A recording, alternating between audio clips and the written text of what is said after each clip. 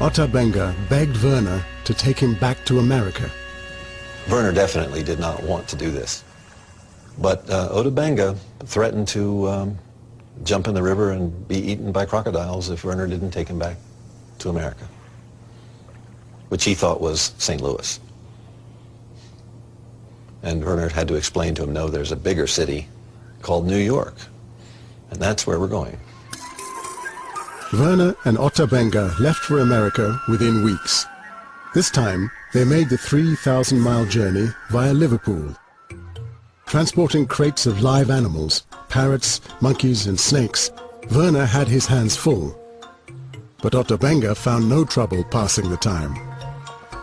Ota Benga discovered cigarettes on the steamship, and he kept going to the counter where cigarettes and whiskey were sold, and imbibed at his pleasure and gave the bill to Werner.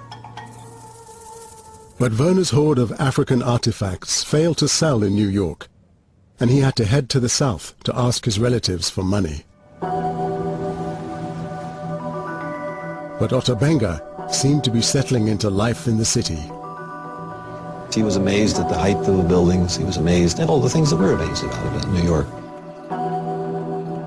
At one point when he was taken to the Hippodrome to see a society circus, he saw a baby elephant handing out programs. And he thought that was wonderful, that the elephant had found a place to be engaged in some useful activity. And he started talking to the elephant. And the crowd was amazed that he could actually get the elephant to do things, which astounds me even to this day. Ota Benga imagined that he'd also be able to make a go of it in New York. Werner arranged accommodation for him in the American Museum of Natural History, where he thought Ota Benga would at least be safe. I think my grandfather saw Ota Benga living a life as a performer, if you will. Perhaps that's not the best life in the world, but at least it's better than being eaten alive in Africa. But almost as soon as Werner left New York, other people began making plans for the pygmy.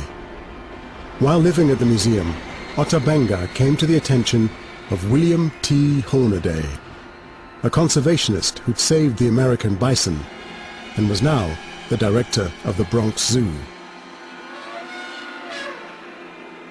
Hornaday offered to take Ota Benga off the museum's hands.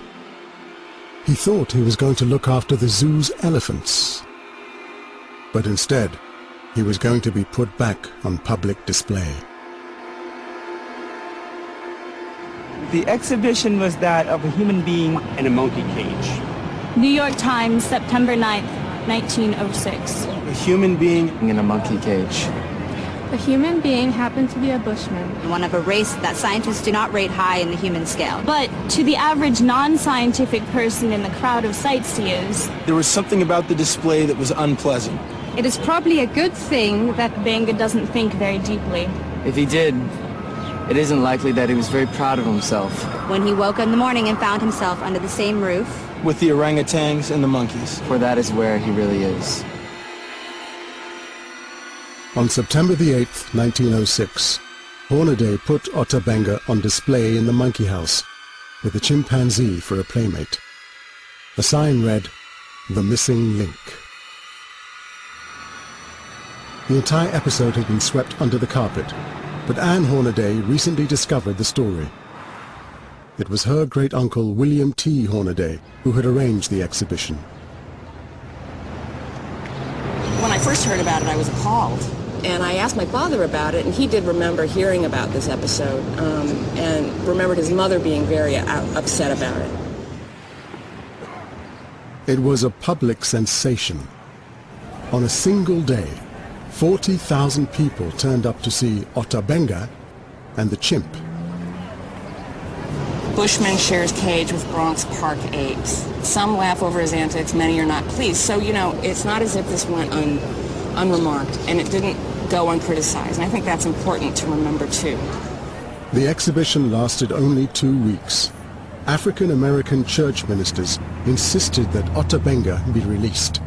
not because the exhibition was racist, but because they thought the pygmy should be converted to Christianity.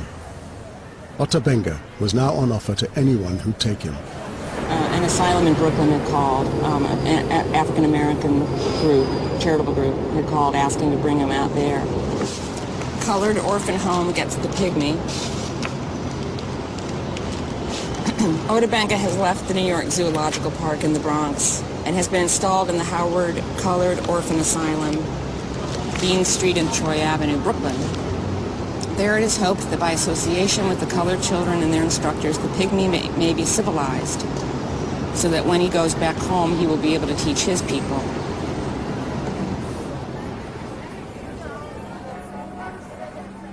Although an adult, Otabenga was confined to an orphanage, hidden away from a public who had queued to see him. Exhibiting Otabenga at the zoo had been designed not as a mere sideshow. The display had been masterminded by a man called Madison Grant, a wealthy conservationist who had founded the Bronx Zoo. He was also one of America's greatest racists.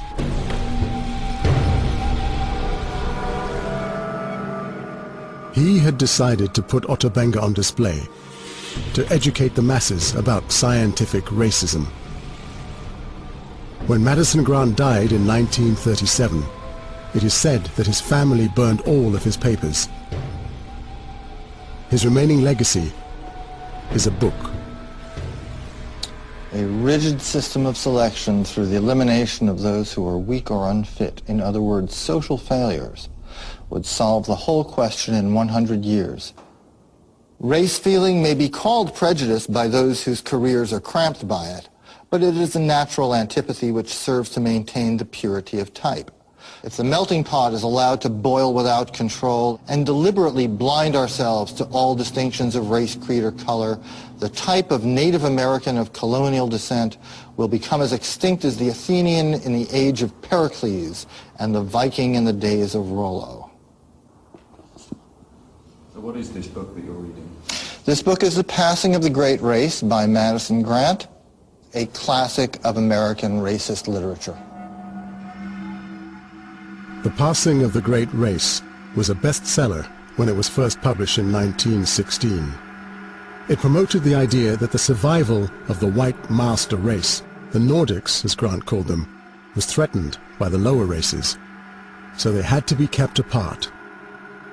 Although Grant was only an amateur anthropologist, he was highly influential.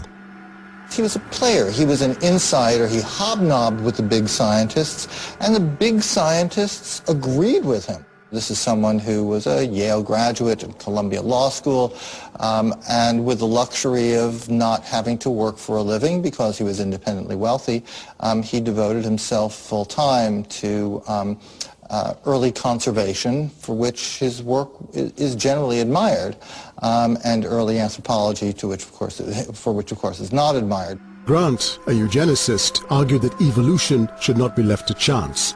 He lobbied for laws banning interracial marriages and limiting immigration, laws passed by people softened up by human zoos, and now susceptible to Grant's arguments. The cross between a white man and an Indian is an Indian. The cross between a white man and a Negro is a Negro. The cross between a white man and a Hindu is a Hindu. And the cross between any of the three European races and a Jew is a Jew. When I read my students Madison Grant, and I read it angrily, my students say, why do you take such a personal interest in this? And I say, well, because it was my grandparents and great-grandparents that he was trying to keep out of the United States. It is a very personal story for most Americans, in fact. Grant's argument found followers all over the world. In 1930, after The Passing of the Great Race was translated into German, Grant was bestowed with what he regarded as one of his greatest honors. He received a fan letter from an aspiring politician in Germany which said, "Your book is my Bible," signed Adolf Hitler. Grant's Correspondence has disappeared. That letter is not with us anymore, but there is eyewitness testimony that he brandished this letter at people to show how great and how influential both he was and how seriously the Germans were taking his ideas, which is something he was proud of.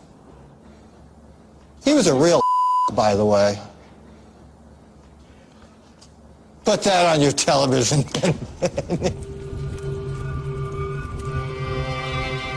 3 years after Hitler sent his letter to Madison Grant, he seized power in Germany and turned his hero's ideas into policy.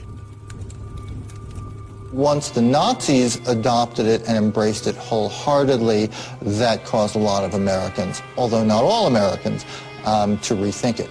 Some American scientists were saying things like, hey, the Germans are beating us at our own game, and this is a bad thing. We need to get more like them. So there's a dirty little history there that we do need to bring out into the open. The Nazis set about using scientific racism as the foundation of the Third Reich. They took the ideas that were promoted in human zoos further than anyone else, instituting a systematic elimination of inferior races in the defense of their own superior Aryan race. In the end, they slaughtered millions in the name of scientific racism, an idea for which Otto Benga has been used as a prime example. Guilty or not guilty? Nicht schuldig. In 1947, at the Nuremberg war trials, Nazi doctors named Grant and his book in their defense, arguing that the Third Reich had merely been copying American ideas. Military Tribunal 1 has found and adjudged you guilty of war crimes, crimes against humanity, and sentences you to death by hanging, and may God have mercy upon your soul. In the wake of the Holocaust, mixing race and science became taboo. The ideas of Madison Grant and the early anthropologists were buried.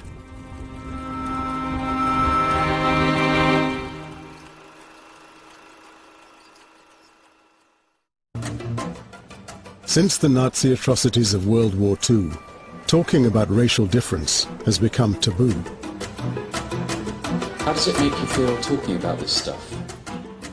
Me?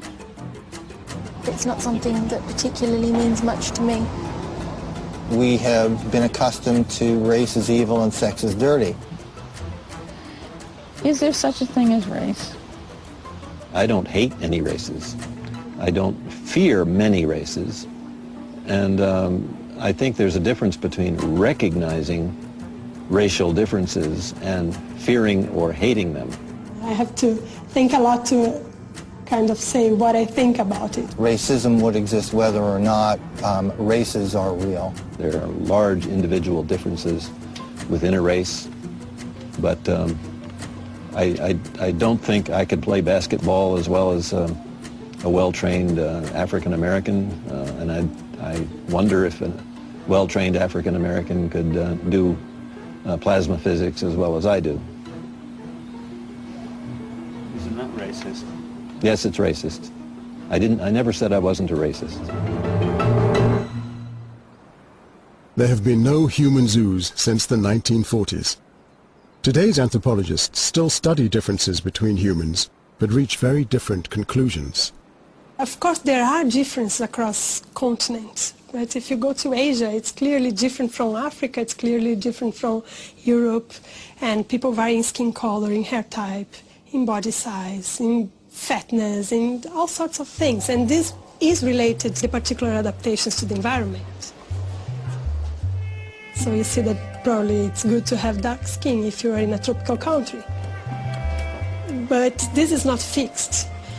So this doesn't make a race, right? In terms of what was implied in the past was that the different races had different cognitive capacities as well. And this is not true. People are very flexible, very intelligent, and very able to adapt. So does race exist, or? I don't think so, no. I wouldn't call race. I would call just diversity.